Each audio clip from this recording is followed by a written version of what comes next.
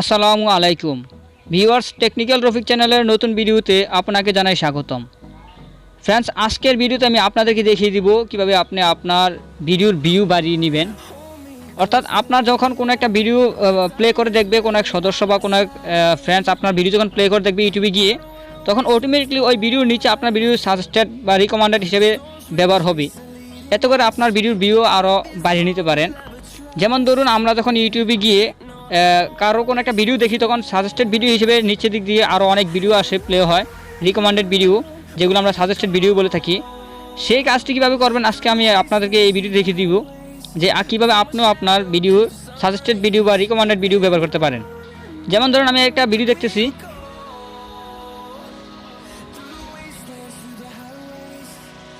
তো ফ্রেন্ডস আমরা যখন এই ভিডিওটা দেখতেছি তখন দেখেন নিচের দিক দিয়ে সাজেস্টেড ভিডিও আসছে, অটোমেটিক ভিডিও চলে আসছে নিচের দিকে, দেখেন আপনারা এখানে দেখতে পাচ্ছেন।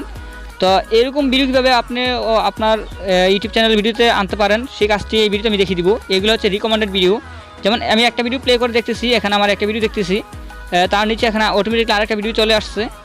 তো এটা হচ্ছে রিকমেন্ডেড ভিডিও। এই রিকমেন্ডেড এবং সাজেস্টেড ভিডিও কীভাবে আপনি আপনার চ্যানেলের মধ্যে অ্যাড করবেন সেই কাজটি এখন আমি আপনাদেরকে দেখিয়ে দিব। ফ্রেন্ডস দেখেন, এখানে আমি একটা ভিডিও দেখতেছি, তার মধ্যে নিচের দিক দিয়ে আরেকটা ভিডিও চলে আসছে, সাজেস্টেড ভিডিওটি অটোমেটিকলি আসতে থাকে।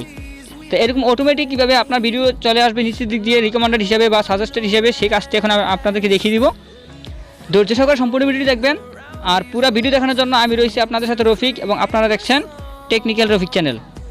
চলুন শুরু করা যাক।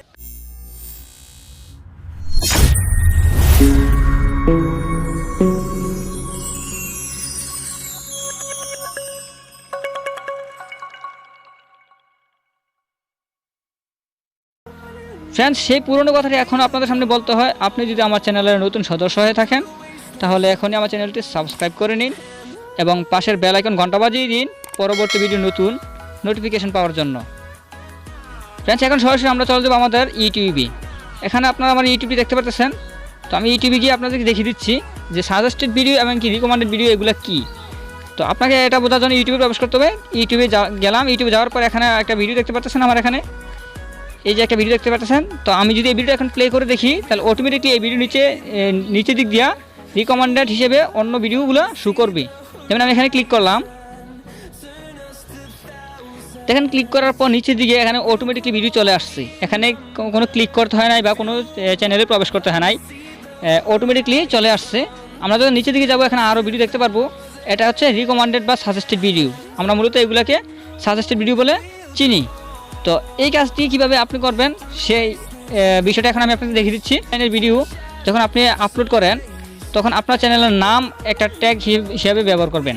ফ্রেন্ডস, সবচেয়ে উন্নত মানের র্যাঙ্ক হচ্ছে ট্যাগ, টাইটেল এবং ট্যাগ যদি আপনি খুব সুন্দরভাবে দিতে পারেন, তাহলে অবশ্যই আপনার ভিডিও ভাইরাল হওয়ার সম্ভাবনা বেশি থাকবে। আর সাজেস্টেড এবং রিকমেন্ডেড হিসাবে ভিডিও ব্যবহার করার জন্য আপনাকে অবশ্যই আপনার চ্যানেলের নামের কোনো একটা ট্যাগ ব্যবহার করতে হবে। কীভাবে আপনি ট্যাগ ব্যবহার করবেন এখন এটা দেখিয়ে দিচ্ছি। তার জন্য ওয়াইটি স্টুডিওতে প্রবেশ করতে হবে। আপনারা ওয়াইটি স্টুডিওতে যাবেন। ওয়াইটি স্টুডিওতে গেলাম। ওয়াইটি স্টুডিওতে যাওয়ার পর এখানে দেখেন আমি এই ভিডিওটা